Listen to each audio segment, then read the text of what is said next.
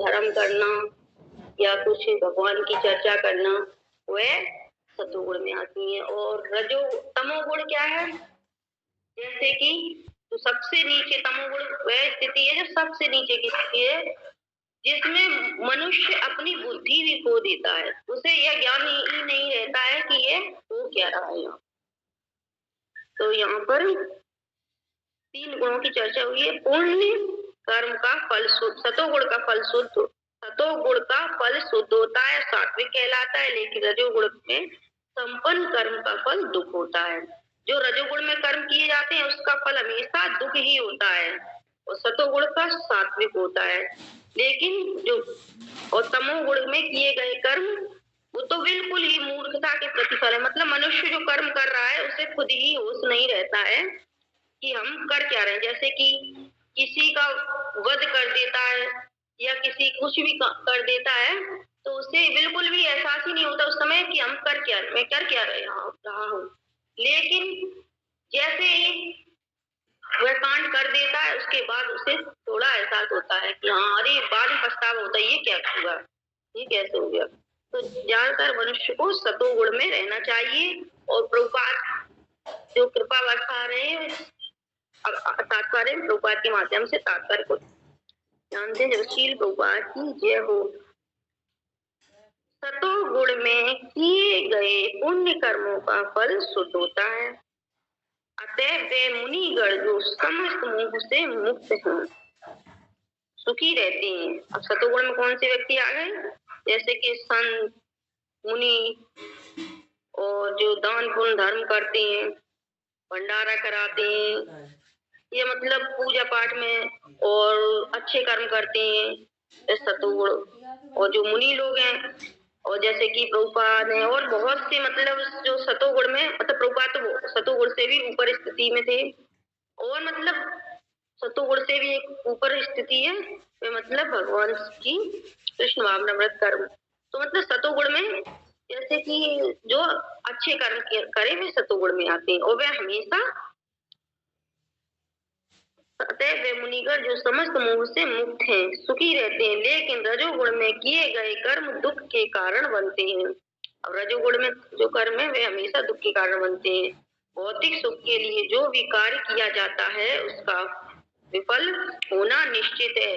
अब उदाहरण प्रभुपाद कह रहे हैं कि यदि कोई मकान गगनचुंबी मकान प्रसाद बनवाना चाहता है, मतलब मकान बनवाना चाहता है तो उसके बनने के पूर्व अत्यधिक कष्ट उठाना पड़ता है। जैसे कोई व्यक्ति भौतिक कार्य के लिए कर्म करता है, जैसे कि वह मकान की एक एग्जाम्पल रुपा दे रहे हैं यहाँ पर कि मकान जैसे कि कोई व्यक्ति मकान बनाता है तो उसे कितना मतलब कितना कष्ट उठाना पड़ता है, मेहनत करनी पड़ती है, धन कमाना पड़ता है, फिर उसके बाद उसमें बहुत सारी मेहनत करके तब वह मकान बनवा पाता है। मालिक को धन संग्रह के लिए कष्ट उठाना पड़ता है और प्रसाद बनाने वाले श्रमिकों को शारीरिक श्रम करना होता है, मतलब शरीर से भी श्रम करना होता है। इस प्रकार कष्ट तो होते ही हैं। मतलब कितनी कष्टों से एक व्यक्ति अपना मकान बनवाता है, शारीरिक कष्ट, मानसिक कष्ट, तब वह इतने कष्टों से बनवा पाता है। अतः भगवत गीता का कथन है कि रजोगुण के अधीन होकर जो भी कर्म किया जाता है उसमें निश्चित रूप से महान कष्ट भोगने होते हैं। मतलब रजोगुण में रहकर जो कर्म किया उसमें महान कष्ट होते हैं, बहुत कष्ट होती हैं। और यही कर्म अगर भगवान को लेकर किया जाए तो वह कर्म कृष्ण भावनामृत कर्म बन जाता है, तो उससे कोई भी कष्ट नहीं होता है और सात्विक भी कर्म बन जाता है। इससे ये मानसिक तुष्टि हो सकती है कि मैंने यह मकान बनवाया है, इतना धन कमाया है, लेकिन यह कोई वास्तविक सुख नहीं है। और ज्यादातर सभी मनुष्य, सभी लोग मतलब ये जिसे ज्ञान नहीं है, प्रभुपाद की कृपा नहीं है जिसपे हुई है, तो वह तो अभी जानता ही नहीं है कि क्या मतलब कौन सा कर्म सतोगुण है, कौन सा रजोगुण है, कौन सा तमोगुण है। वह जैसे ही संसार में देख देख के और मतलब जैसे मतलब लोग एक दूसरे को देख देख के और ज्यादा सक्सेस करने लगे हैं कि उसने इतना किया तो हमें और ज्यादा करना है। उसको मतलब उसे ज्ञान ही नहीं है कि क्या हो रहा है। वह बस सिर्फ एक दूसरे को देख के कर्म करता जा रहा है, उसका इतना धन कमाया लेकिन ये कोई वास्तविक सुख भी नहीं मिला, क्योंकि कितना धन कमाया और कितना खर्च किया कोई ज्ञात नहीं, लेकिन इतना सब कुछ होने के बाद भी सुख नहीं मिल रहा है उस व्यक्ति को। जहाँ तक तमोगुण का संबंध है, मतलब प्रभुपाद यहाँ पर बता रहे हैं रजोगुणी व्यक्ति के बारे में कि मतलब कोई व्यक्ति कितना कर्म परिश्रम कर ले और कुछ भी कर ले, लेकिन उसको सुख नहीं मिलेगा जब तक वह कृष्ण भावनामृत कर्म नहीं करेगा, उससे वह दुखी ही रहेगा।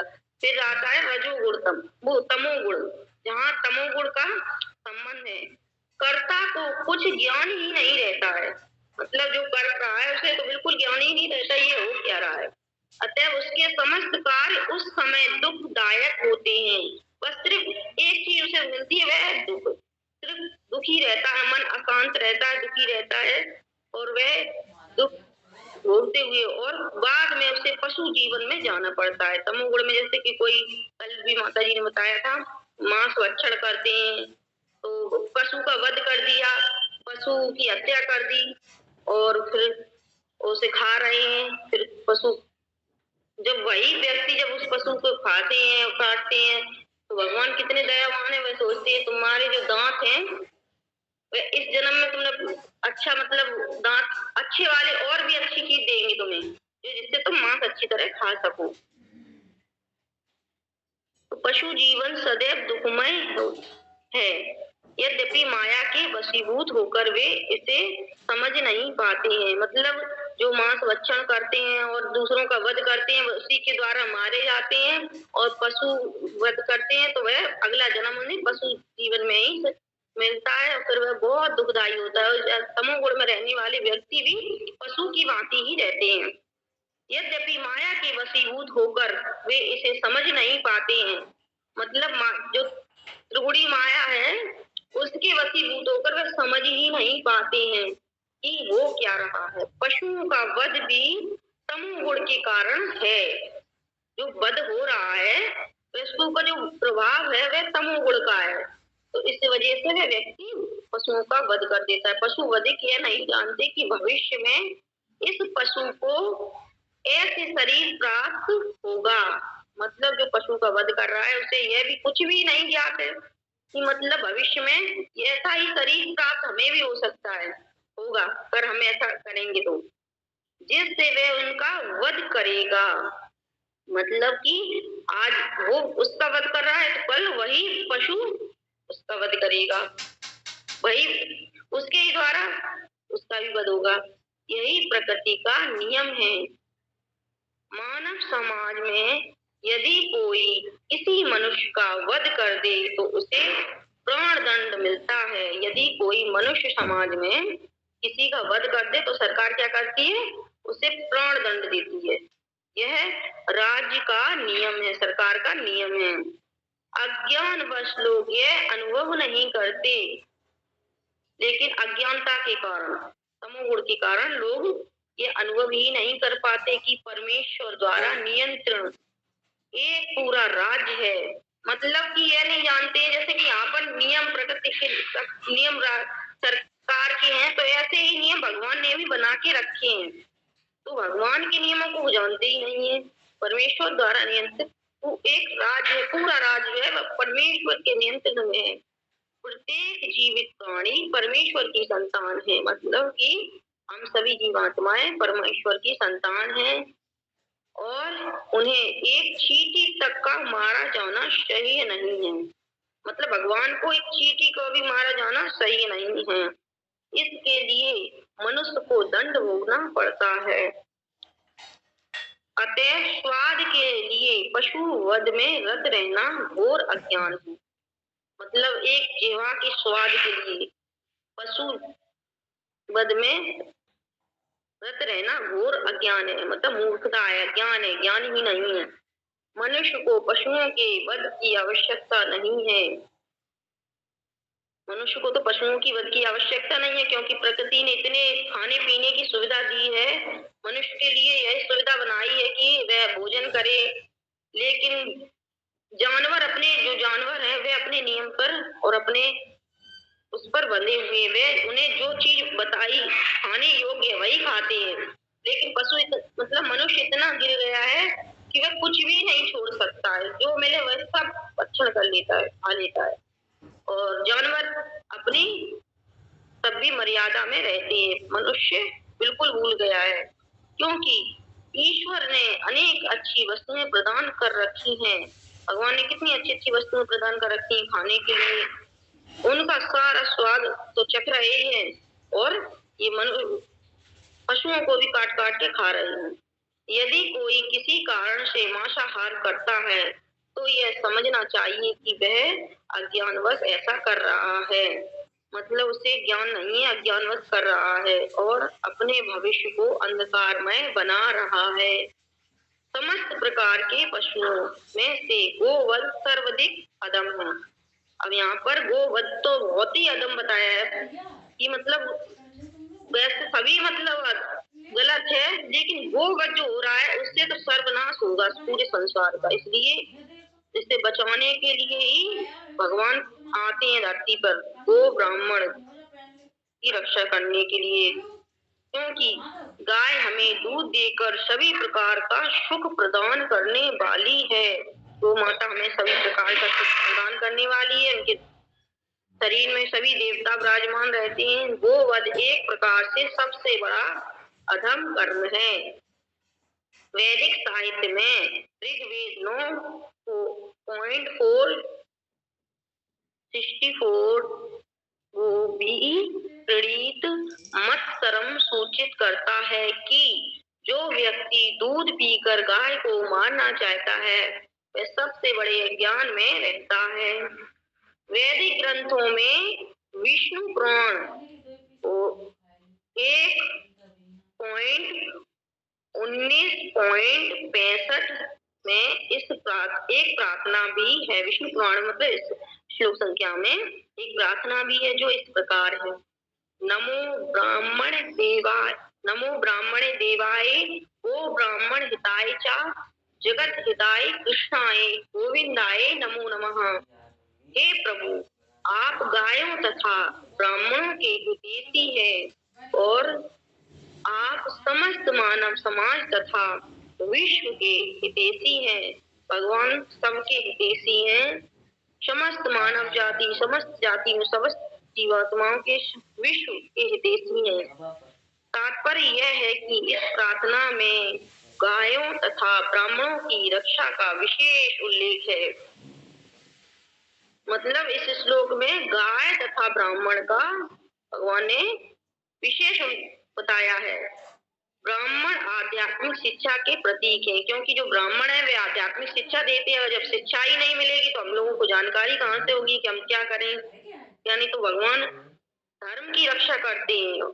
जैसे कि गीता में श्लोक है, यदा यदा हि धर्मस्य ग्लानिर्भवति च भारत अभ्युत्थाय धर्मस्य, मतलब कि भगवान हमेशा सदैव वो धर्म की रक्षा करने के लिए पृथ्वी पर अवतरित होते हैं। जब जब उनके ब्राह्मण देवता, गौ माता या कोई भी मतलब मनुष्य और संत महात्मा दुखी होते हैं तो वे भगवान को पुकारते हैं, फिर भगवान उनके लिए आते हैं और मनुष्य को शिक्षा भी देते हैं और लीलाओं का आनंद भी देते हैं, अपनी मतलब लीलाओं का। वैसे तो भगवान वहां पर बैठे बैठे ही सबको समाप्त करते, कुछ भी कर सकते भगवान तो अपने दृष्टि से ही सब कुछ भी कर सकते हैं, लेकिन भगवान अपने भक्तों को आनंद देने के लिए भी पृथ्वी पर अवतार लेते हैं और ब्राह्मण गो की रक्षा करते हैं। और गो महत्वपूर्ण भोजन की अतएव इन दोनों जीवों ब्राह्मणों तथा गौओं को पूरी सुरक्षा प्रदान करते हैं। पूरी सुरक्षा भगवान प्रदान करते हैं और मतलब भगवान तो करते ही हैं और मनुष्य का भी लक्ष्य यही होना चाहिए कि गो ब्राह्मण इनकी रक्षा की जानी चाहिए, तभी हमारे सबका कल्याण होगा। इसी जब इनकी रक्षा होगी तो हम भी सुखी रहेंगे, पूरा समाज सुखी रहेगा। यही सभ्यता की वास्तविक प्रगति है। आधुनिक मानव समाज में आध्यात्मिक ज्ञान की उपेक्षा की जाती है। मतलब जो आधुनिक ज्ञान है, अधूरा ज्ञान है, उसमें यही सभ्यता वास्तविक प्रगति की जानी चाहिए कि मतलब ज्ञान होना चाहिए। आधुनिक मानव समाज में आध्यात्मिक ज्ञान की उपेक्षा की जाती है और गोवध को प्रोत्साहित किया जाता है। इससे यही ज्ञात होता है कि मानव समाज विपरीत दिशा में जा रहा है। मतलब जो कि अभी जो चल रहा है, अब थोड़ा बहुत मतलब लोग जागृत हो रहे हैं प्रभुपाद की कृपा से और संत महात्मा, मतलब सभी कृपा बरसा रहे हैं, भगवान की कृपा हो रही है तो थोड़े बहुत जागरूक हो रहे हैं। जैसे कि राजा भी इस टाइम थोड़े मतलब अच्छे हैं, जो मतलब वो भी रक्षा कर रहे हैं। संत महात्मा प्रभुपाद ने पूरी कृपा बरसाई है, भगवान की कृपा से ही थोड़ा बहुत जागरूकता फैल रही है और मनुष्य प्रभुपाद की कृपा से जागरूक हो रहे हैं। तो मतलब प्रभुपाद यहाँ पर कह रहे हैं मानव समाज विपरीत दिशा में जा रहा है और अपनी भर्त्सना का पथ प्रशस्त कर रहा है। जो सभ्यता अपने नागरिकों को अगले जन्मों में पशु बनाने के लिए मार्गदर्शन करती है, मतलब जो ये सभ्यता जो चल रही है वह पशु बनाने के लिए, अपने आप को पशु बनाने के लिए मार्गदर्शन करती है, वह निश्चित रूप से मानव सभ्यता नहीं है। मतलब मानव सभ्यता है ही नहीं जो पशु की तरह कर्म कर रहे हैं, पशु की तरह ही सब कुछ हो रहा है, तो वह अगला जन्म भी पशु की ही इस शरीर में रहते हुए भी पशु के ही कर्म कर रहे हैं। तो अगला जन्म जो मांस भक्षण करते हैं उनका तो निश्चित ही है कि अगला जन्म नहीं होंगे, तो अगला जन्म उन्हें पशु का ही प्राप्त होगा। अपने कर्मों के अनुसार ही योनियां प्राप्त होती हैं। कुछ कुछ लोग कहते हैं कि मतलब मनुष्य जाति जो है वह जानवर योनि में नहीं जन्म लेता है, मनुष्य की योनि में है तो मनुष्य की योनि में ही रहेगा। लेकिन यहाँ पर श्लोकों में बताया जा रहा है कि मनुष्य अगर जैसा कर्म करेगा तो उसे वैसा ही फल मिलेगा, वैसा ही कर्म के अनुसार योनि भी प्राप्त होती है। जैसे कि भरत महाराज थे, उन्हें देखो रखी इसमें अंतकाले क्षमामे कलेवरम तम तम वेद कौन, मतलब अंत काल में भगवान का स्मरण करता है तो भगवान के धाम में जाता है, और जो मतलब जैसी भावना अंत काल में किसी की जहाँ पर स्मृति पहुंच गई वह वहीं पर जाएगा। तो लेकिन कुछ लोग इस चीज को नहीं मानते हैं वे और दूसरों को भी भ्रमित कर रहे हैं, जबकि शास्त्रों में और गीता में सीधा बताया गया है कि जैसे ही कर्म करेंगे वैसे ही योनियां प्राप्त होंगी। लेकिन भ्रमित किया जा रहा है कुछ संस्थाओं के द्वारा। निसंदेह आधुनिक मानव सभ्यता रजोगुण तथा तमोगुण के कारण कुमार पर जा रही है। जो प्रभुपाद की कृपा बरस रही है सभी भक्तों पर बरसे और सभी जो कुमार पर जा रहे हैं वे वहां से बचकर सही मार्ग पर आए। श्री प्रभुपाद की जय हो, प्रभुपाद ऐसी कृपा सब पर बरसाए। ये अत्यंत घातक युग है, मतलब ये जो युग है बहुत ही घातक है और समस्त राष्ट्रों को चाहिए कि मानवता को महानतम संकट से बचाने के लिए कृष्ण भावनामृत की सरलतम विधि को प्रदान करें। प्रभुपाद ने कितने मतलब दयावान है भगवान, और जो समस्त राजाओं कितने मतलब जैसे कि महानतम संकट से बचाने के लिए कृष्ण भावना में की सरलतम विधि को प्रदान करे। मतलब भगवान ने कितनी कृपा वर्षाई, जो प्रभुपाद को भेजा हमारे जीवन में, और मतलब और सभी भक्तों पर कृपा ऐसी बरसे, सभी मतलब जो अज्ञान में डूबे हुए सब पर प्रभुपाद कृपा बरसाएं अपनी, और हम सब पर भी कृपा बरसाएं जो हम लोग अभी और मतलब नहीं कर पा रहे अच्छी उस पर नहीं चल पा रहे हैं और चल पाए आगे चल के। ये प्रभुपाद हमारी प्रार्थना आपसे यही है कि हम जो अभी भी इस यहाँ पर लिखा है चींटी का भी वध नहीं करना चाहिए, लेकिन अज्ञानवश हम पाप कर्म कर देते हैं और सभी कृष्ण भावनामृत बने। प्रभुपाद की कृपा से श्री प्रभुपाद की जय हो, प्रभुपाद प्रभु जी की जय हो। प्रभु जी को बहुत बहुत धन्यवाद जो हम जैसे लोगों को इतनी कृपा बरसा रहे हैं। हरे कृष्णा, प्रणाम प्रभु जी, हृदय से बहुत बहुत प्रणाम। जो इतनी दुखमय जीवन, इस दुखमय संसार में आनंदमय जीवन की जीने की कला प्रभुपाद और प्रभु जी की कृपा से जो मिल रही है, श्री प्रभुपाद की जय हो, प्रभु जी की जय हो। प्रभु जी बहुत बहुत धन्यवाद, सभी भक्तों का बहुत बहुत धन्यवाद। श्री कृष्ण, प्रणाम प्रभु जी। हरे कृष्णा। कृष्ण माता जी की जय हो। माता जी को समझाया माता जी के लिए बाई चैंटिंग हरे कृष्ण कृष्ण कृष्ण हरे हरे राम राम हरे। माता जी की जय हो। प्रभु जी की जय हो। जय हो माता जी की। हरे कृष्णा। बहुत सुंदर तरीके से माता जी ने श्लोक को एक्सप्लेन किया है और बहुत ही ज्ञानवर्धक श्लोक भी है ना। सभी को पढ़ना चाहिए। श्रीमद् भगवद गीता यथारूप अध्याय 14 प्रकृति के 3 गुण श्लोक संख्या 16। कर्मणम कर्म का सुकृतस्य पुण्य आहु कहा गया है। सात्विकम सात्विक, निर्मलम विशुद्ध, फलम फल, रजसा रजो गुण का, तुह लेकिन, फलम फल, दुख्यम दुख, अज्ञानम व्यर्थ, तमसः तमोगुण का, फलम फल। कर्मणः सुकृतस्य अहो सात्विकं निर्मलं फलः, राजसः तु फलं दुःख्यम्, अज्ञानं तमसः फलम। इतना सुंदर है कि पुण्य कर्म का फल शुद्ध होता है और सात्विक कहलाता है, लेकिन रजोगुण में संपन्न कर्म का फल दुख होता है और तमोगुण में किए गए कर्म मूर्खता में प्रतिफलित होते हैं। तो कम से कम रजोगुण और तमोगुण को तो त्यागना ही होगा, है ना। सतोगुण की तरफ बढ़ना होगा और फिर शुद्ध सतोगुण की तरफ बढ़ना होगा, तब जाके भगवान की कृपा प्राप्त होगी। तो माता जी ने पूरा श्लोक बहुत सुंदर एक्सप्लेन किया है। बहुत बहुत धन्यवाद। प्रीति माता जी की जय हो। हरे कृष्णा कृष्णा कृष्णा हरे हरे राम राम हरे।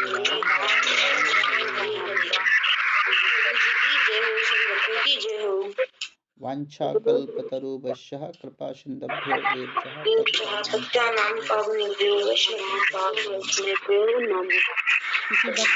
किसी भक्त का कोई प्रश्न है तो प्रीति माता जी से कर सकते हैं। किसी भक्त का प्रश्न है तो माता जी से कर सकते हैं। हरे कृष्णा।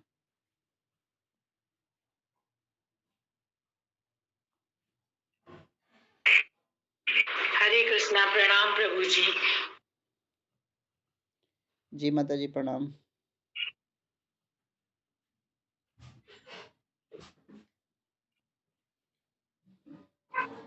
किसी का कोई प्रश्न है तो प्रीति माता जी से कर सकते हैं। हरे कृष्णा।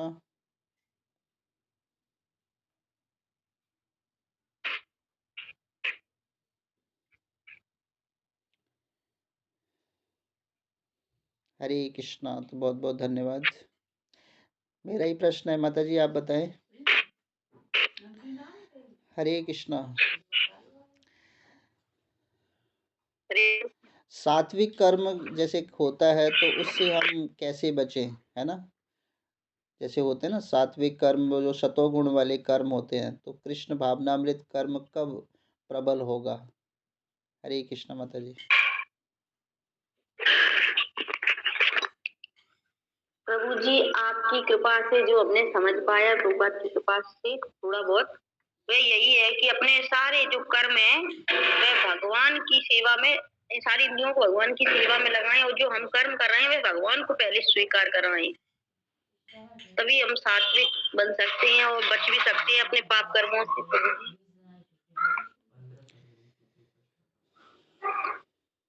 हरे कृष्ण प्रभु जी। बहुत बहुत धन्यवाद माता जी, बिल्कुल सही उत्तर दिया आपने। क्योंकि जब तक हम अपने इंद्रियों, है ना, गुण क्या है, बंधन, रस्सियां, प्रकृति के 3 गुण क्या है, बंधन है, रस्सी में बंधे हुए हैं और ये इंद्रियां जो है वो हमें इसमें बांधे हुई है। तो जब हम अपनी इंद्रियों को भगवान के में रखेंगे तब जाके जो है व्यक्ति भगवान का सानिध्य प्राप्त करेगा और वो कर्म जो है उसका सुधर जाएगा। बहुत बहुत धन्यवाद माता जी। हरे कृष्णा। तो बहुत बहुत धन्यवाद माता जी। हरे कृष्णा। ठीक है, कल कल बहुत प्यारी क्लास होने वाली है और कल की क्लास की वक्ता रुचि माता जी हैं शायद। हरे कृष्णा। श्रील प्रभुपाद की जय हो।